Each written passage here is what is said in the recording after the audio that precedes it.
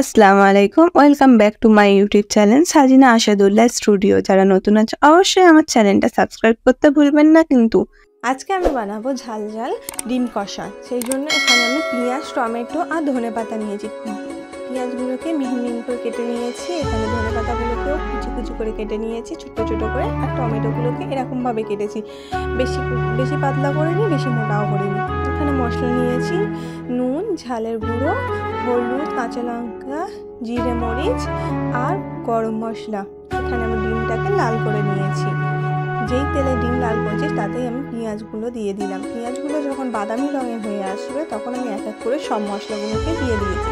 মশলা দিয়ে আদা রসুনটাকেও দিয়েছি, 1 চামচ মতন আদা রসুন দিয়েছি। তাতে একটু পানি দিয়ে দিলাম, পানি দিয়ে নেড়ে ছেড়ে নেব।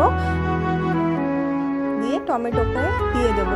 টমেটোটা তেলের মশলার মধ্যে দেবে না, পানি দেওয়ার পরেই দেবে, না হলে তেলের মশলার মধ্যে দিলে সব তেলগুলোকে টমেটো টেনে নেয়। তারপরে এখানে মশলাটাকে আমি অনেকক্ষণ ধরে কষে নিয়েছি, পানি দিয়ে অল্প অল্প করে পানি দিয়ে দিয়ে কষছিলাম। যখন দেখবে তলায় ধরে ধরে আসছে তখন একটু করে পানি দিয়ে দেবে। তারপরে আমি ডিমটাকে আস্তে আস্তে করে ছেড়ে দিই, আর 2টা ডিম দিয়ে খানিকক্ষণ ফুটিয়ে পুরো তেলের মধ্যে আসার মতো অপেক্ষা করে দিই। তারপরে দেখো আমার ডিম কষা তৈরি হয়ে গেছে। ভিডিও ভালো লাগলে একটা লাইক দিয়ে পাশে থাকবেন আর ভিডিওটি শেয়ার করে দেবেন।